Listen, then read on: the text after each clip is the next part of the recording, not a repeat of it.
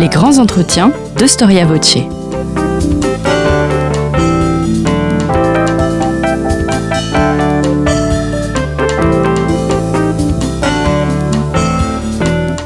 On retrouve Mathilde Gay. Bonjour à toutes et à tous et bienvenue sur Storia Voce. Comme vous le savez peut-être, nos podcasts sont gratuits et afin de préserver cette gratuité, n'hésitez pas à nous soutenir en faisant un don à notre association. Pour cela, il vous suffit de cliquer sur le lien indiqué dans la description de ce podcast. En faisant un don, nous vous offrirons un abonnement au magazine Histoire et Civilisation. Merci d'avance. Pour ce nouvel épisode des grands entretiens, j'ai le plaisir de recevoir Joëlle Dussault. Bonjour. Bonjour. Merci d'avoir répondu à notre invitation. Vous êtes agrégé d'histoire et docteur ès lettres et vous conciliez une carrière en politique, dans l'éducation nationale, à une production d'ouvrages historiques abondante. Avec Pierre Branat, vous avez écrit sur des politiques et syndicalistes et leurs itinéraires dans la collaboration et la résistance. On peut citer par exemple votre biographie du collaborateur Philippe Henriot, parue en 2017. Et cette année, toujours en tandem avec Pierre Branat, vous publiez Collaboratrice, 1940-1945, histoire des femmes qui ont soutenu le régime de Vichy et l'occupant nazi aux éditions Perrin. Dans ce livre, vous réalisez une typologie de la collaboration au féminin, largement illustrée par des biographies de collaboratrices. Certaines sont bien connues du grand public, comme Coco Chanel ou Arletty, et elles sont en quelque sorte devenues des symboles, au point peut-être d'obscurcir l'ampleur d'un phénomène qui a concerné des milliers de femmes, pour la plupart restées anonymes. Pour commencer, Joëlle Dussault, comment définissez-vous le phénomène de la collaboration ? Et cette définition repose-t-elle sur un cadre juridique ou plutôt moral ? La question de la collaboration est posée très rapidement, notamment dans la France libre. Alors elle est posée bien sûr en termes d'accusation, un tel est collaborateur, reprenant les mots qui ont été prononcés, eux, par Laval et par Pétain dès le début de la défaite et dès le début de Vichy. C'est ça qui est d'ailleurs intéressant, c'est qu'au début, ces mots sont employés de manière presque technique. Il y a un occupant, il faut bien qu'avec cet occupant, il y ait des relations, que l'on voit comment il s'installe, où il s'installe, est-ce qu'ils ont le droit, est-ce qu'ils n'ont pas le droit. Il y a donc une collaboration de type technique qui est posée. Et je pense pratiquement de manière à peu près certaine qu'au début, l'emploi du mot est un mot technique. Mais très très rapidement, il va devenir quelque chose d'autre et quelque chose de politique. Et va apparaître un deuxième mot, ça c'est Marcel Déat, qui est en train de créer le Rassemblement national populaire, qui l'emploie, c'est le mot de collaborationniste. Et il va séparer au fond, la collaboration qui, de technique, va devenir politique, parce qu'il faut bien faire avec les Allemands et puis lâcher des choses aux Allemands et puis aussi faire un peu comme les Allemands malgré tout. Vichy, ce n'est plus la République, c'est un régime bien particulier où il n'y a plus de démocratie, où les maires et les conseillers municipaux sont désignés et ne sont plus élus. Il y a quelque chose bien sûr de l'ordre d'un régime très autoritaire dans Vichy, mais collaborationniste, ça va au-delà. Et ça va au-delà parce que ça va être des gens qui, surtout à Paris, ville occupée, bien sûr, ces gens-là vont vouloir que la France s'aligne complètement, politiquement, sur l'Allemagne nazie et aide l'Allemagne nazie dans ses combats, d'où d'ailleurs la création de la Légion des volontaires français contre le communisme, des gens qui vont s'engager dans l'armée allemande. Alors ce sera après la Waffen-SS, mais au début ce sont des Français qui vont porter l'uniforme allemand. Jacques Doriot, dont nous parlions tout à l'heure, Jacques Doriot a porté l'uniforme allemand, est allé se battre sur le front de l'Est, pas très très longtemps, mais il est allé se battre.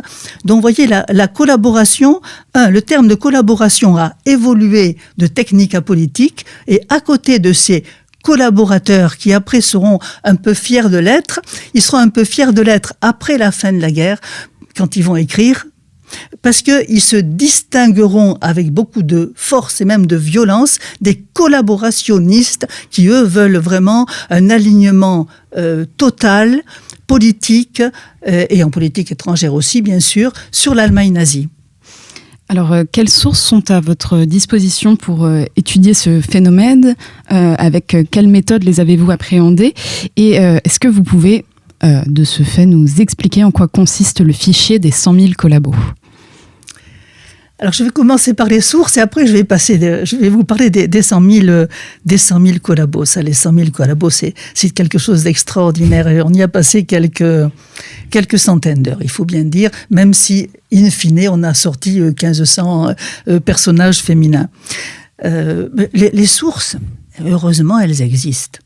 Il y a un nombre de livres avec des grands historiens, aussi bien sur des biographies que sur des thématiques qui sont extraordinaires. Il y a actuellement aussi bien sur les femmes tondues que sur la question de l'épuration dans l'administration, que sur la délation. Il y a tout un tas de livres. Et les biographies, bien sûr. Les biographies d'hommes où on rencontre des femmes, plus ou moins, quelquefois très peu.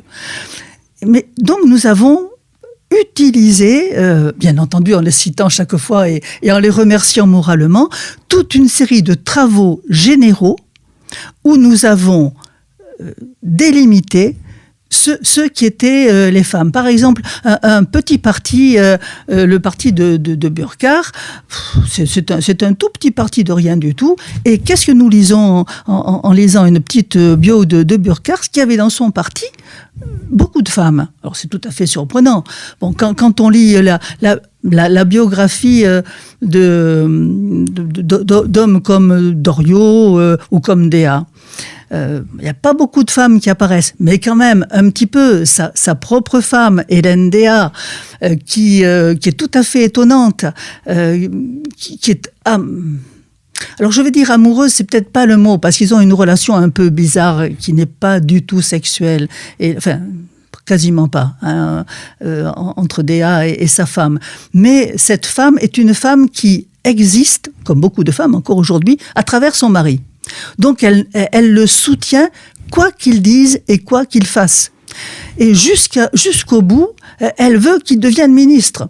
C'est vous dire que cette femme, qui est pourtant intelligente, ne pense pas beaucoup. Parce que vouloir absolument que son mari devienne ministre en juin 1944, faut avouer que c'est un peu spécial. Se battre pour que... arriver à Sigmaringen avec Pétain, avec Laval, qui eux se sont retirés de cette histoire, avec Fernand de Brinon qui va être là aussi, et vouloir absolument faire partie du groupe décisionnel reconnu par Hitler. Il faut que ce soit reconnu par Hitler. Si c'est pas reconnu par Hitler, c'est pas solide, c'est pas une bonne chose. Qui représente cette France qui continue à se battre. Et il faut être fou quand même. Il faut être fou. À Sigmaringen, que le principal la principale préoccupation de ce groupe-là, ce soit que Hitler vous reconnaisse comme gouvernement français en exil, et que ce soit surtout pas Doriot, qui lui est dans l'île de Mainau sur le lac de Constance, que lui soit reconnu. Oh, c'est affreux, enfin c'est ridicule, c'est sinistre, et elle en fait partie. Cette femme-là, elle ne pense qu'à cela. Alors d'accord, son mari a été ministre pendant 6 mois en 36, début 36. Alors tout le monde dit... même pas 6 mois, 4 mois, 5 mois, juste avant le Front populaire. On s'est dit, bon, femme de ministre, elle a goûté les robes longues, les repas, quelques soirées à l'opéra, et au fond, peut-être que c'est quelque chose qui l'a poussée. Mais voilà, vous voyez, ce genre de situation, on l'a trouvé dans la biographie de Déa, et dans ses souvenirs, publiés après la guerre, ses mémoires. Et concernant le fichier des 100 000 collabos, qui est... c'est assez intéressant quand on lit dans l'introduction de votre ouvrage de se retrouver avec un tel document. Comment vous l'avez appréhendé? Quelles ont été vos découvertes? Alors, ce qu'on appelle le fichier des 100 000 collabos, qui est exactement le fichier des suspects et douteux. C'est le titre. Et ils ne sont pas 100 000, ils sont 96 000 et quelques. 96 400 et quelques. C'est un fichier qui est réalisé par le colonel Payol, qui faisait partie des services secrets français qui a continué ce travail sous Vichy, en se cachant, en faisant un double jeu bien sûr, et qui l'a après terminé en rejoignant De Gaulle à Alger. Il a... quel était son but ? Tout le monde préparait le débarquement. Et la grosse inquiétude, c'était de se dire quand les Français... Qui débarquent essentiellement quand même, comme vous savez, en Provence. Mais les Anglo-Américains vont arriver. C'est un pays dominé par Hitler d'un côté, les troupes d'occupation est dominé par Vichy de l'autre, autant que Vichy domine quelque chose en 1944. Donc il faut qu'ils sachent, du moins c'est ce que dit Pajol, il faut qu'ils sachent qu'il y a des gens, quels sont les gens fiables et surtout quels sont les gens non fiables. Donc il fait des listes. Il fait des listes alphabétiques qui est avec toute une série de catégories. Alors c'est au début des 2 volumes, il y a une 50aine de sigles qui vont être affectés à chaque personne, soit un seul sigle, soit plusieurs sigles. Alors exemple de sigle, GO, Gestapo, exemple de sigle, RNP, JRNP, Jeune Rassemblement National Populaire, exemple de sigle SRA, Service de renseignement allemand. Alors ça apparaît, donc il y a 96 000 noms. Ce qui n'apparaît pas, et qui est intéressant et qui montre qu'il y a une ampleur de la collaboration, y compris féminine, beaucoup plus importante. Ce qui n'apparaît pas, c'est par exemple ce qui va être les femmes tondues. Les femmes tondues qui vont être tondues, dont le fait de coucher, qui va être criminel et criminalisé par une résistance qui arrive dans les villes et qui se sent l'âme de vengeur. Ce qui va être criminalisé ne l'est pas pour Pajol. Il se fiche que les femmes aient couché. Ça n'a pas d'importance. Par contre, que des hommes et des femmes aient été, depuis 1940, travailleurs volontaires, TV, travailleurs volontaires en Allemagne, ayant signé des contrats, en général courts, 6 mois, quelquefois renouvelés, mais pas toujours. Ça, c'est un phénomène de collaboration. Et c'est d'ailleurs vécu aussi comme un phénomène de collaboration par l'opinion, parce que quand les hommes reviennent, mais surtout les femmes, quand les femmes reviennent, effectivement, on se dit, ces femmes-là, si elles y sont allées, elles ont touché de l'argent, elles ont dû coucher. Et donc, beaucoup de femmes qui ont accepté d'aller travailler en Allemagne, contre de l'argent, bien sûr, avec un salaire plus élevé qu'en France, elles ont été très, très mal reçues quand elles sont revenues. Donc voilà ce type... Alors, qu'est-ce qui n'apparaît pas aussi ? C'est la délation. La délation, ce n'est pas considéré comme de la collaboration en 43-44, en tout cas par le colonel Pajol. Et donc ce document est sorti en livre. Alors bien entendu, quand vous imaginez bien que quand 96 000 noms par ordre alphabétique, avec des éléments comme le nom, quelquefois le nom de jeune fille pour les femmes, le prénom, l'adresse, mais quelquefois la personne qui tape, elle met par exemple l'adresse et pas le nom de la ville. La date de naissance, mais pas toujours la date de naissance. Donc il y a des éléments qui ne sont pas justes, c'est normal, enfin qui sont fractionnaires parce que les gens se trompent tout bêtement en tapant. Hein. Mais il y a quand même là un document formidable, et ce document a été ressorti au moment du procès Papon, comme ça qu'il est resté, en tout cas un exemplaire est resté à Bordeaux. Je ne sais pour quelle raison exactement. Il pensait qu'il y aurait dedans. Alors Papon n'y est pas dans la liste, hein, par exemple, bien sûr. Parce qu'il n'est pas considéré à ce moment-là comme un collaborateur. Il est même appelé par Cusin, qui est le commissaire de la République nommé par De Gaulle. Il est son cabinet. Il travaille directement avec Cusin. Alors, qui est-ce qui n'apparaît pas aussi, par exemple, ce qu'on appelle les salonnières. Une Florence Gould n'apparaît pas. Les actrices n'apparaissent pas. On va beaucoup parler de Danielle Darieux, d'Arletty, elle n'apparaît pas. Coco Chanel, écoutez, je ne me rappelle plus, mais je ne suis pas sûre qu'elle apparaisse, même si elle a été surnommée Marlboro par les Allemands, par les nazis, et si elle avait un numéro à la Gestapo. Donc c'est un listing passionnant, très long, où les femmes représentent à peu près 15 000 personnes, autour de 14 000, 15 000 sur les 100 000, ce qui n'est pas mince quand on pense qu'il y a des femmes qui ont mais comme des hommes d'ailleurs, qui ont collaboré dans d'autres domaines ou qui ont été considérées comme collaboratrices dans d'autres domaines. Alors, un aspect de la collaboration qui a été beaucoup retenu, que ce soit à l'époque ou encore aujourd'hui, c'est ce qu'on appelle souvent la collaboration horizontale, donc la dimension sexuelle de la collaboration. Est-ce que c'est un phénomène qui est conséquent et est-ce que c'est pas un peu une vision réductrice de tout simplement réduire les femmes à une collaboration d'ordre sexuel ? Vous avez tout à fait raison. Bien entendu, les femmes sont réduites à cela, mais ça a eu un gros inconvénient. Ça a eu l'inconvénient de ne voir les femmes que comme des collaboratrices parce qu'elles couchaient et rien d'autre. Ce qui fait que les autres femmes collaboratrices, telles que l'image en est restée, et après a été un peu oubliée, ça a été vraiment les cas extrêmes. On va parler de femmes animalisées plus tard. Mais ces femmes qui ont couché, il y a eu quand même de très très beaux livres sur ces femmes tondues. Ce sont des femmes qui ont porté sur elles la défaite de 1940. La France était vaincue et ces femmes ont couché avec le vainqueur. La France a couché avec le vainqueur et donc il fallait les punir.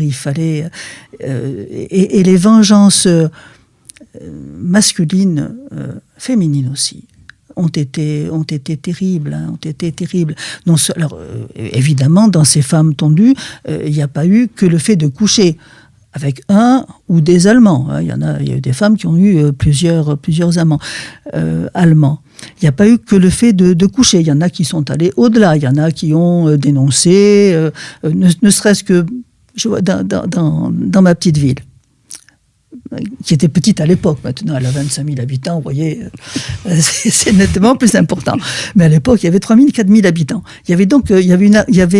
Nous sommes près de la base sous-marine de Bordeaux, il y avait une usine. Et il y avait des Allemands qui travaillaient, donc il y a des jeunes femmes qui ont, comme on dit, fricoté avec les Allemands. Et elles se sont fait traiter par des jeunes voisins d'insultes diverses. Elles les ont dénoncées. Donc on passe du fait de coucher à la dénonciation. Elles les ont dénoncés, ils ont été jugés. Il y en a un des deux qui a été déporté. Vous imaginez ce que c'est la déportation. Et quand on en revient comme on est, et si on en revient, ça a donc été une conséquence souvent abominable. Donc vous avez une première chose. Vous avez les femmes couchent avec les Allemands. Alors vous avez des Allemands qui se sont servis, point barre. Vous avez des Allemands qui ont eu des relations avec ces femmes-là. Eux aussi sont loin de chez eux. Eux aussi sont des jeunes hommes seuls. Et ces femmes sont des jeunes femmes seules puisque beaucoup de maris sont prisonniers. On a beaucoup de prisonniers en Allemagne, bien entendu. Donc, une liaison s'établit. Donc, quand ils viennent la voir, ils apportent un peu à manger, ils apportent un jambon, ils apportent je ne sais quoi. Vous imaginez dans une France qui a faim, ce que c'est que voir arriver ces Allemands avec en plus de la nourriture. Donc, des échanges un peu vifs, et des échanges un peu vifs qui font qu'on va dénoncer. On va dénoncer ce voisin qui vous a insulté en disant « Oui, mais il écoute la radio qu'il ne faut pas écouter. Hein. Il fait une petite fête et il ne m'invite pas. » Alors, et pendant qu'il ne m'invite pas, qu'est-ce qu'il chante la Marseillaise ? Et qu'est-ce qu'il chante l'Internationale ? C'est quand même pire. Il faut bien dire les choses. Donc, vous voyez, on est passé d'une situation où les femmes couchaient à une situation où elles étaient amenées à dénoncer. Ou bien à s'engager carrément. Je pense à des femmes qui ont été travailleuses volontaires. Elles reviennent au bout de 6 mois, au bout d'un an, si elles ont prolongé, mais ils prolongeaient peu les contrats, les Allemands. En général, les hommes et les femmes revenaient au bout de 6 mois de travail volontaire en Allemagne, où ils avaient été, au moins au début, correctement payés. Pareil, une femme est allée en Allemagne, elle a gagné de l'argent, plus d'argent qu'en France, c'est quand même pas normal, vous l'avouerez bien, et deux, elle ces femmes seules, elles ne partaient pas en famille. Le mari, en plus, est souvent prisonnier, qui revenait, sûrement, elles avaient couché. Donc, et plusieurs femmes ont dit, je suis rentrée, ou à la milice, par exemple, dit une femme, il faut quand même faire le choix de rentrer à la milice. Parce que, en rentrant, j'ai commencé à me faire agresser parce que j'avais travaillé pour les Allemands, parce que j'avais dû coucher avec des Allemands, ce que je n'avais pas fait, dit la femme. Personne n'a été vérifié, bien sûr. Et donc, il y a ce genre de phénomène qui, au fond, va expliquer les différentes formes de collaboration, mais pas seulement. Oui, le réel est plus complexe que des catégories un petit peu arbitraires de collaboration horizontale, délation, etc. C'est des choses qui peuvent se mélanger. Et justement, concernant la délation, certains historiens comme Patrick Buisson, que vous citez dans votre livre, avancent que les femmes sont majoritaires dans cette implication, dans ce phénomène en tout cas. D'autres, comme Laurent Joly, affirment le contraire. Vous, quel est votre point de vue ? Est-ce qu'il y a plus de femmes qui participent à de la délation, ou est-ce un point de vue peut-être un petit peu biaisé ? Qu'est-ce que vous en pensez, vous ? Je crois qu'on ne sait pas. Et quand un historien ne sait pas, il le dit. Laurent Joly, dont chacun sait que c'est un historien tout à fait remarquable, sur son corpus, trouve plus d'hommes que de femmes.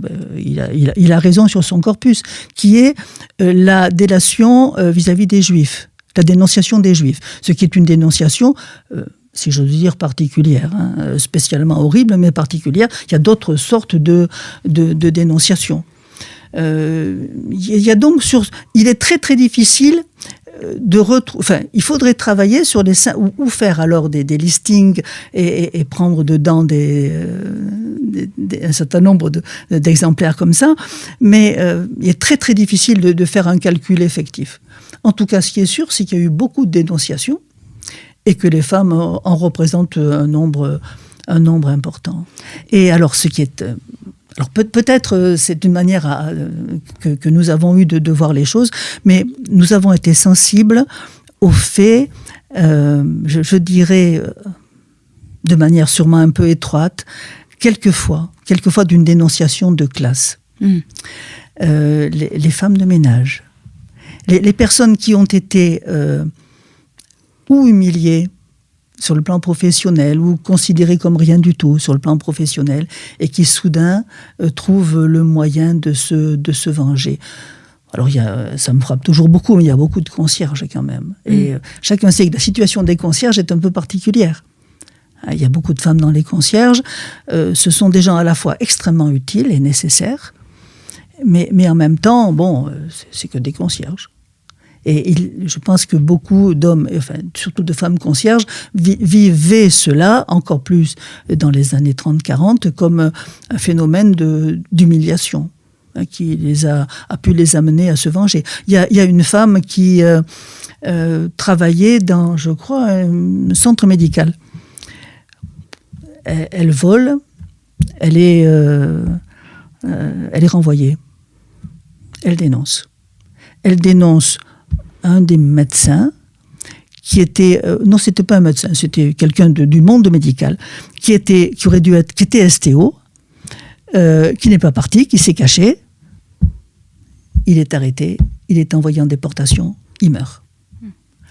Donc les dénonciations sont des choses assez terribles. Ce qui est aussi extraordinaire, c'est qu'un certain nombre de femmes, alors statistiquement c'est pas possible à établir, mais un certain nombre de femmes se sont débarrassées de leur mari. Débarrassées de leur mari.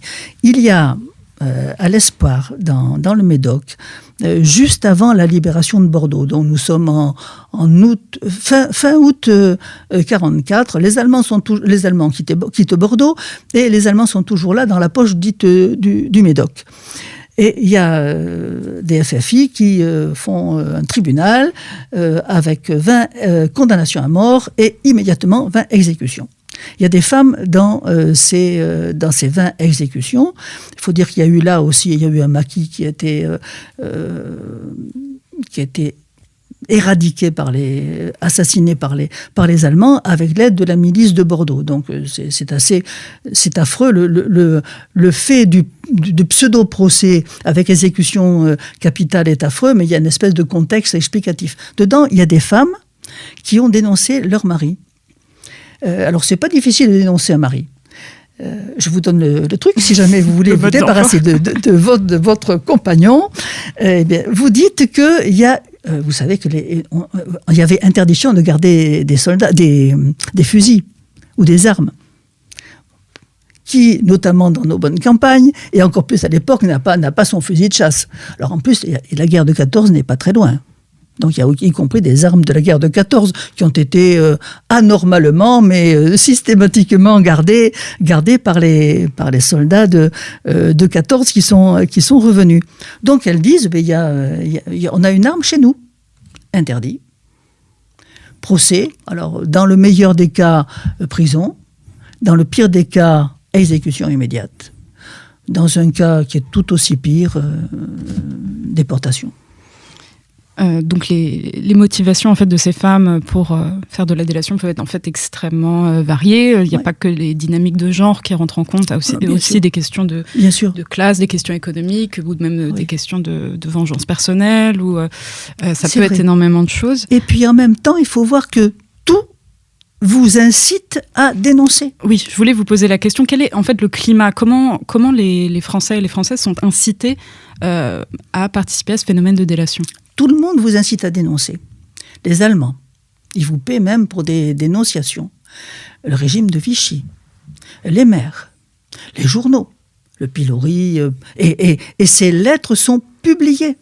Elles sont publiées. Je suis partout, le pilori, les radios, Radio Paris. Radio Paris ment, mais Radio Paris dit quelquefois la vérité, malheureusement, et il interviewe des femmes où il cite des lettres qui ont été envoyées à la radio et qui sont des appels à la dénonciation. Tout appel à la dénonciation. Alors quelquefois, il y a des situations bien particulières. À Nantes ou à Bordeaux, enfin, peut-être pas Nantes, je ne sais pas, mais à Bordeaux, quand le lieutenant Reimers est tué par les résistants en 1941, c'est là que devait être fusillé 100 otages, et finalement vont être fusillés 50 otages. Le maire de Bordeaux appelle à la délation. Il dit que si vous connaissez le coupable, dites-le, mais l'argument, c'est de dire, sinon on a 50 personnes qui vont être exécutées. Donc, je crois qu'il y a une ambiance générale qui pousse à la dénonciation. Alors, on a parlé de la collaboration horizontale, des phénomènes de dénonciation, de délation. J'aimerais revenir aussi sur la partie de votre ouvrage qui parle de biographie de plusieurs femmes qui ont été mariées à ou filles d'eux, donc en lien avec des collaborateurs ou collaborationnistes notoires. On peut convenir qu'il est quand même assez difficile de partager la vie d'un homme ou d'être la fille d'un homme sans connaître en tout cas ses actions, en tout cas en partie, et ses implications. Mais comment est-ce qu'on définit l'implication personnelle d'une femme d'eux, d'une fille d'eux ? Est-ce que vous avez essayé de mesurer son adhésion idéologique ou est-ce que vous avez essayé au vu de leur biographie, de voir les actions qu'elles ont entreprises ? Il y a des éléments qu'on ne connaît pas. Évidemment, nous parlons de la femme de Pétain, mais ce qui est assez extraordinaire, c'est que dans les biographies de Pétain, je pense à celle de Marc Ferraud, qui était quand même un monument. Ça a surpris tout le monde quand Marc Ferraud a écrit sa biographie de Pétain. Marc Ferraud était, puisqu'il est mort maintenant, un grand historien et en plus un homme assez extraordinaire. Quand vous regardez l'index, au début, on a commencé par travailler sur les index. Je crois que Virginie, elle s'appelait Virginie, Eugénie Anon, Nini, dite Nini, elle doit apparaître 5 ou 6 fois dans 800 pages. Ça fait peu. Hein, c'est pas beaucoup. Donc il a fallu qu'on grappille ailleurs pour voir un petit peu quelle pouvait être la position de la femme de Pétain. Par contre, alors, quelqu'un qui est tout à fait intéressant, sur lequel il y a un livre d'Yves Pourchet que j'ai trouvé, moi, assez remarquable. Je dis « je » parce que là, en l'occurrence, c'est moi qui l'ai lu. On s'est réparti les livres à lire et on a travaillé côte à côte aux archives, dans l'écriture constamment, mais les livres, on se laissait souvent répartis. Et donc, j'étais intéressée par José de Chambrun, José Laval. Et il se trouve que José Laval a tenu ma mère en a eu un comme ça, ses petits agendas semestriels, et elle écrivait tous les jours. Et elle écrivait, elle disait on mange avec un tel, je vois mon père, etc. Et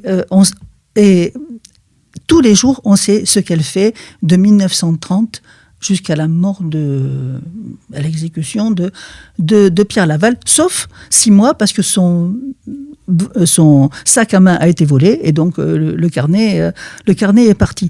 Donc là, on a toute la vie de José à travers sa relation avec son père. José Laval est une femme sur laquelle les jugements sont divers, qui a une relation extraordinairement étroite avec son père et vice-versa. Son père aussi est extraordinairement attaché à José. Cette espèce d'une relation, d'une force et d'un amour inouïs sont, je crois, pour moi, un des rares éléments humains j'exagère en disant ça, mais quand même, de Pierre Laval. Donc là on a beaucoup de choses en fait.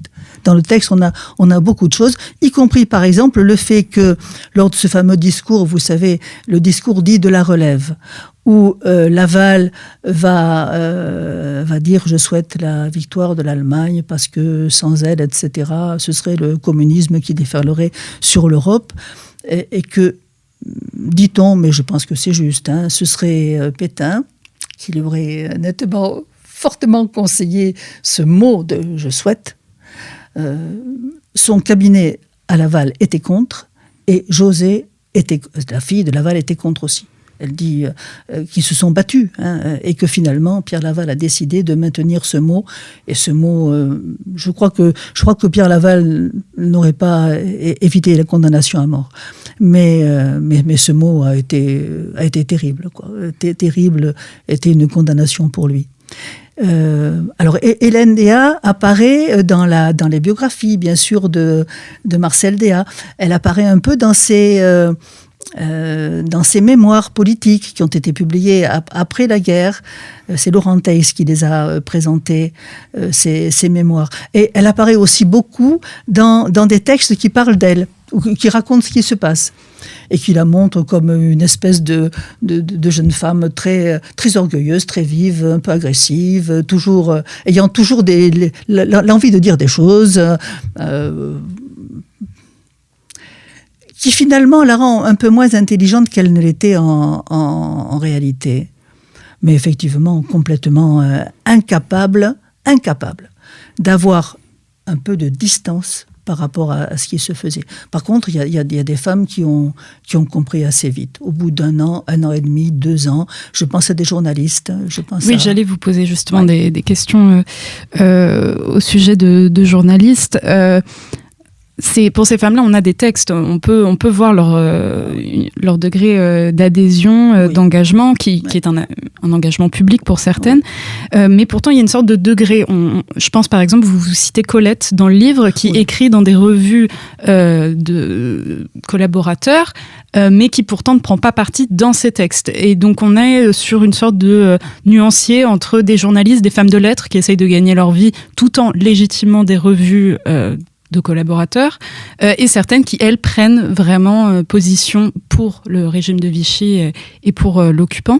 Est-ce que vous pouvez nous parler, par exemple, de Titaïna, j'espère que je le prononce bien, Titaïna ? C'est Titaïna. Est-ce que vous pouvez nous parler un petit peu de son parcours ?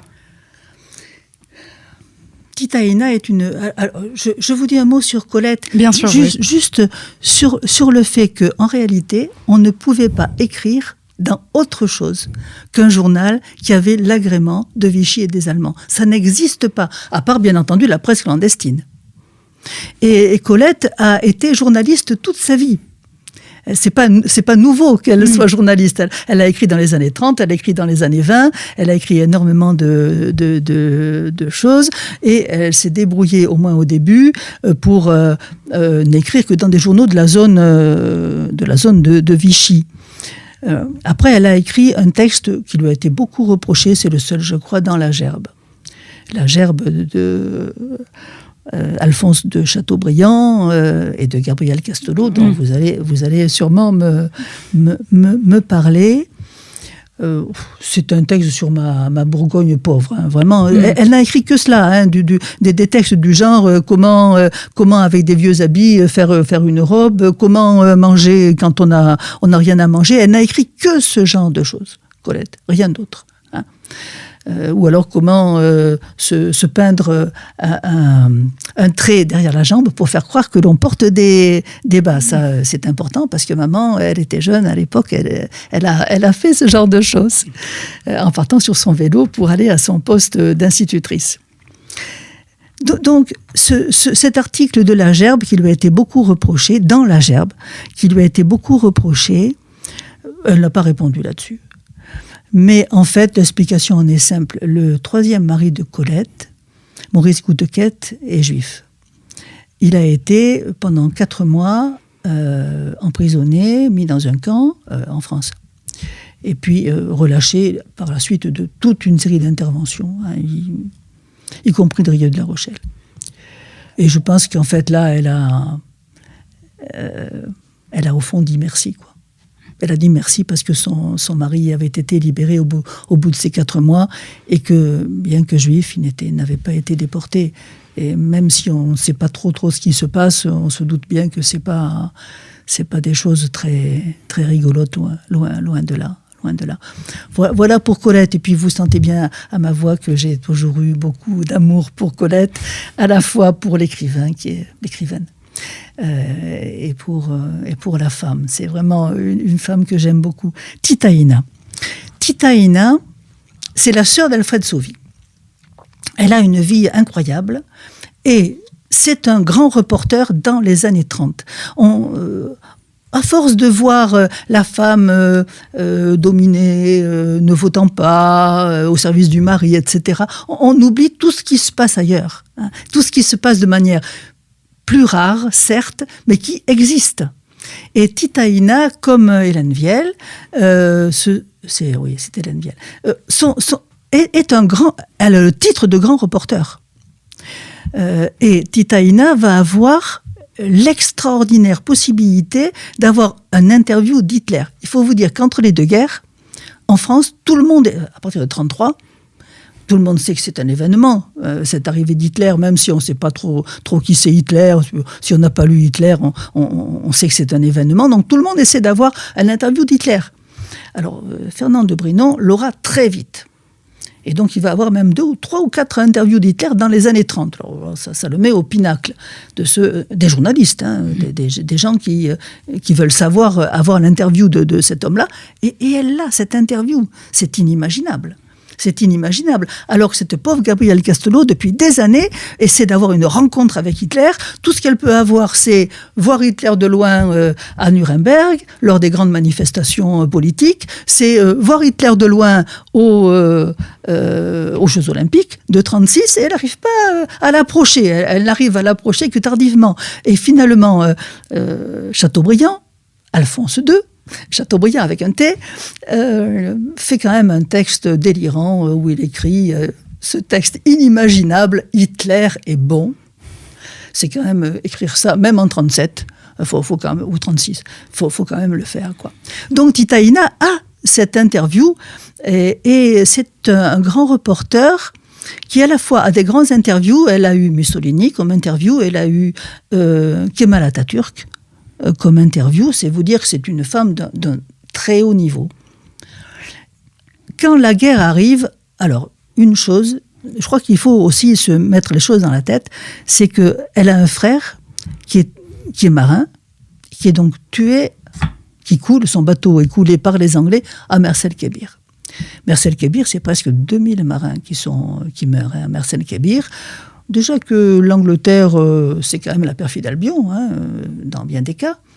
Là, c'est quelque chose qui va être très très lourd pour elle. Plus, elle va vivre avec un médecin chirurgien, très très coté sur la place de Paris, mais très raciste, très antisémite, et qui va l'influencer. Donc, comme elle ne peut plus partir, le grand reportage, c'est fini. Pendant quelques temps. Elle va donc écrire dans des journaux, et notamment des journaux, vraiment des torchons abominables, des journaux collaborationnistes comme c'est pas permis, et des articles, évidemment contre l'Angleterre, mais ça, c'est automatique dans ce genre de journaux, et très, très antisémite. D'une violence, mais d'une violence inimaginable, quoi, vraiment. Et les femmes journalistes qui vont avoir des carrières de ce type vont effectivement donner contre l'Angleterre, vive l'Allemagne, et les Juifs, quand même, il faut bien dire les choses comme elles sont. Les Juifs nous occupent depuis bien plus longtemps que les Allemands. Il faut quand même écrire ça, vous savez. Il faut écrire ça. Quand on a malgré tout tout le monde a des voisins juifs et voit ce qui se passe, tout le monde voit l'étoile jaune, tout le monde il y a eu une espèce de facilité comme ça qui était absolument ignoble. Elle s'en est rendue compte relativement vite et elle a arrêté d'écrire. Alors elle a été jugée, le jugement n'a pas eu lieu en son absence, puisqu'elle est partie aux États-Unis, où elle a fini de vivre sa vie, assez tardivement et de manière un peu complètement manquée, quoi, complètement ratée, en fait. Et ce qui a été... Alors, elle conduisait des voitures, elle conduisait sa voiture, elle pilotait des avions. Et elle avait chez elle, donc comme elle était pilote aussi, elle se déplaçait quand elle allait voir Lyautey, vous comprenez, elle prenait l'avion, et elle prenait son avion en plus pour aller voir Lyautey. Donc elle avait des plans de beaucoup d'aérodromes. Alors, de quelques aéroports, mais surtout des aérodromes. Et donc, une femme de ménage a dit qu'elle avait chez elle, en 44, qu'elle avait chez elle des plans d'aérodromes qui étaient en fait... parce qu'elle était aviatrice, quoi, tout simplement. Mais donc, quand même une production assez antisémite, complètement. Pro-allemande et antisémite. Voilà, une collaboration vraiment et en plus, d'adhésion. vraiment, si j'ose dire, je ne veux pas dire que le support a de l'importance, mais il en a quand même toujours un peu. L'ambiance des journaux dans lesquels elle écrivait, c'était des choses vraiment horribles. Et concernant la vie culturelle et même mondaine au sens large, donc on a certaines femmes donc, qui prennent vraiment parti, mais est-ce que c'est possible de rester neutre, en fait, à ce moment-là, à Paris, quand on est une femme du monde, une femme de la culture ? Oui, c'est possible. Alors, puisqu'on parle de Colette, oui. Colette n'a participé à aucune manifestation culturelle.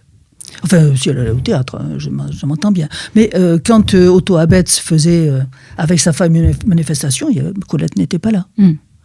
Quand il y avait l'inauguration de l'exposition de tel grand sculpteur, Colette n'était pas là. Bien sûr, il y avait le choix. Il y avait toujours le choix. Mais voilà.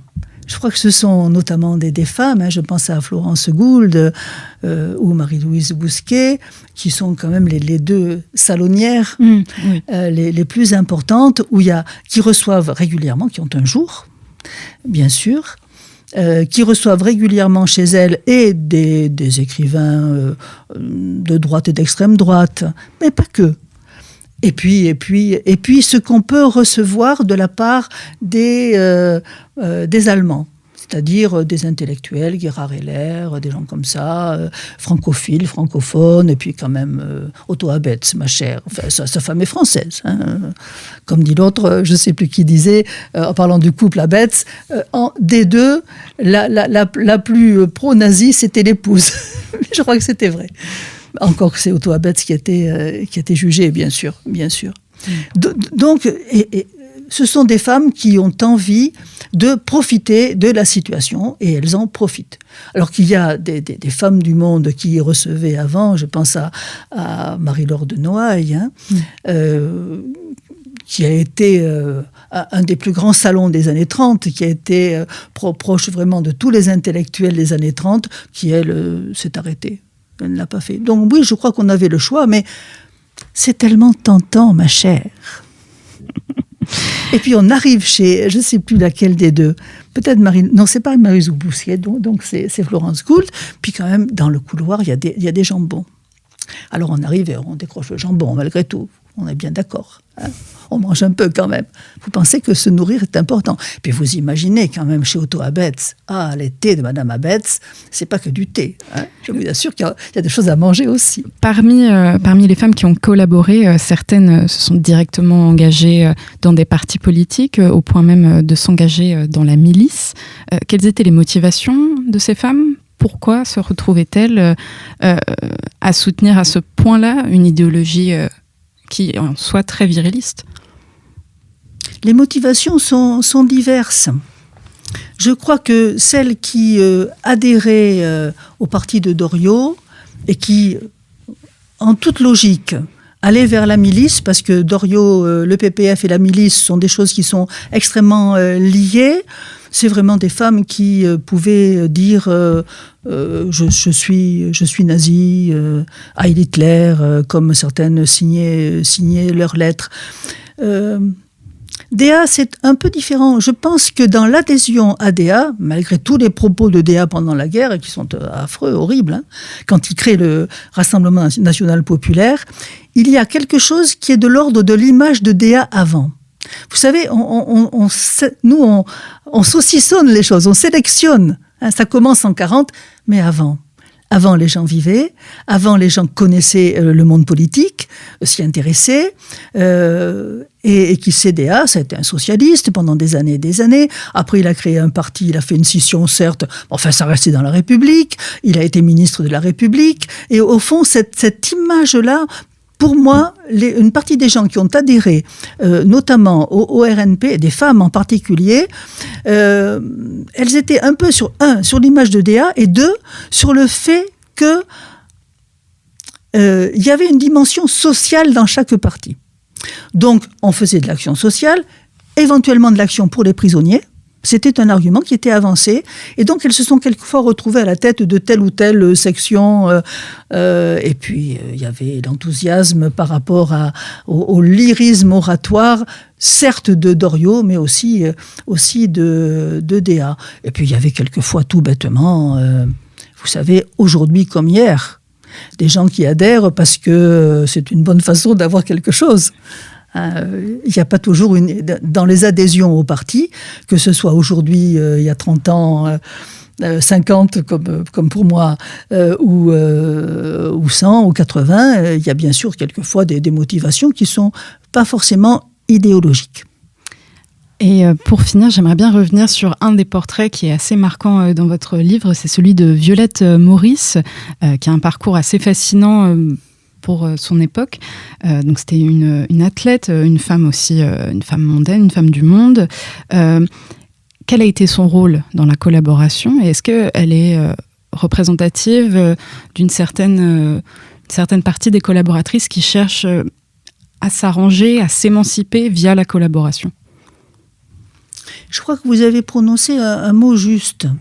Je crois que dans ce monde complètement bouleversé, cul par-dessus tête, où les puissants sont quelquefois devenus ceux qui fuient ou qui essaient de survivre ou de se sauver en Angleterre ou ailleurs parce qu'ils sont menacés de mort, où les cadres ne sont plus là, il y a des espaces qui se créent. Alors, ils se créent pour les journalistes, les femmes journalistes, on en a parlé. C'est par exemple la première fois qu'une femme a été éditorialiste, c'est pendant la guerre.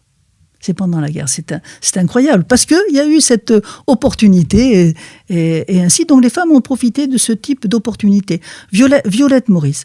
Violette Maurice est une femme intéressante à étudier et extrêmement agaçante. Alors c'était un colosse, elle a tout fait. Elle a fait tous les sports possibles et inimaginables en étant au top niveau pour chacun de ces sports. Elle s'est fait couper les seins pour être... parce qu'elle était très forte, elle avait une très grosse poitrine, elle s'est fait une mastectomie donc pour pouvoir être encore meilleure dans les courses automobiles. C'est le moment où il y a des compétitions féminines qui se développent. Mais elle disait, il n'y a pas de raison que ce soit uniquement avec les femmes que je me batte. Je suis un homme aussi. Je peux battre les hommes, je veux battre les hommes. Elle a eu une drôle de vie, elle a eu des liaisons masculines et féminines. Elle a tué d'ailleurs quelqu'un qui venait dans son bateau pour sans doute la voler. Il y a un gros débat sur Violette Maurice. Et c'est bien de terminer sur ce gros débat. Ce gros débat, c'est est-ce que elle s'est contentée, en gros, de faire des affaires, de faire ces fameux bureaux d'achat où on arrivait à Otto ou à d'autres personnes, ces bureaux d'achat qui servaient à l'armée allemande, qui étaient ensuite envoyés en Allemagne, où toute la France qui était pillée ainsi, avec aussi bien du métal, de l'or, des chaussettes, enfin, toute la production possible et inimaginable, le vin bien sûr, qui partait. Et là, beaucoup de femmes ont fait beaucoup d'argent.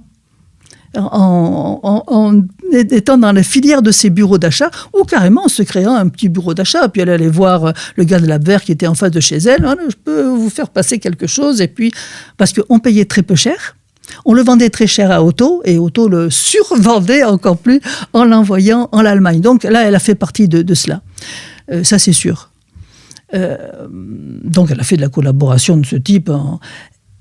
Est-ce que elle est allée au-delà. Alors, il y a deux thèses et des livres complémentaires ou contradictoires qui ont été écrits pour certains, puisqu'elle a été tuée par la résistance, avec un groupe de personnes, une famille d'ailleurs, Est-ce qu'elle était vraiment une femme qui a infiltré des réseaux, qui a vendu ces réseaux, comme beaucoup de femmes l'ont fait, aussi bien la chatte que d'autres?